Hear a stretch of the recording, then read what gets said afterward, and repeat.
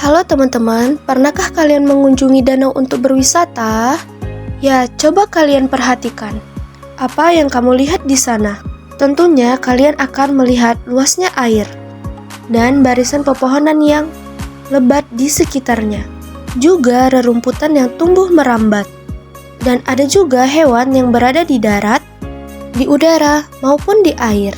Bukan hanya itu saja, di danau juga air, udara, tanah, dan cahaya matahari. Dan kalian juga harus tahu semua itu adalah bagian dari ekosistem danau.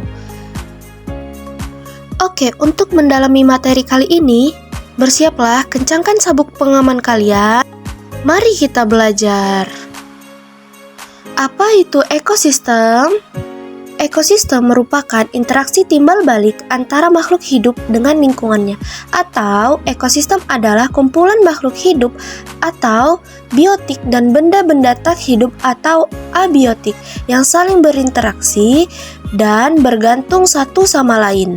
Di dalam ekosistem, komponen biotik adalah komponen lingkungan yang terdiri dari makhluk hidup seperti manusia, hewan, tumbuhan, berbagai mikroorganisme yang tidak terlihat.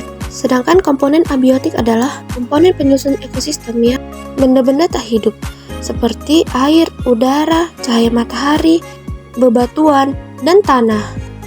Kemudian dalam komponen biotik ini tersusun atas individu, populasi, komunitas.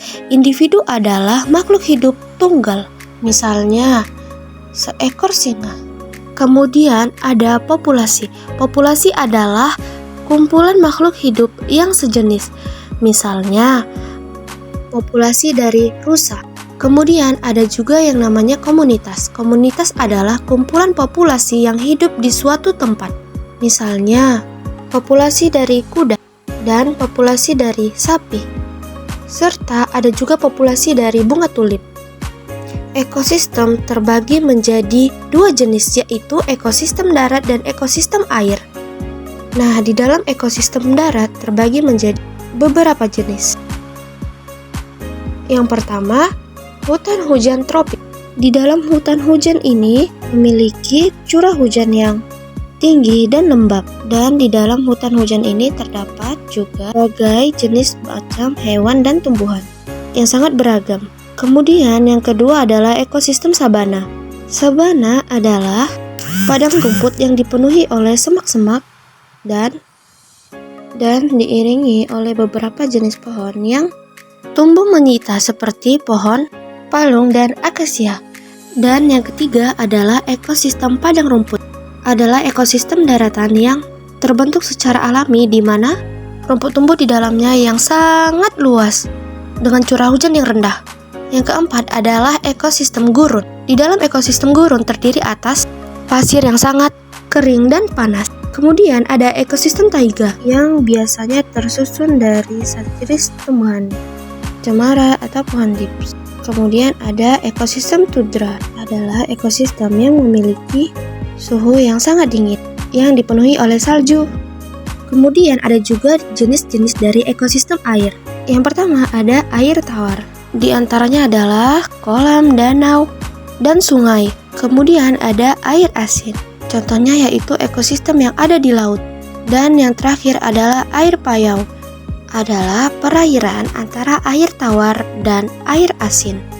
Contohnya ekosistem muara sungai dan teluk pantai.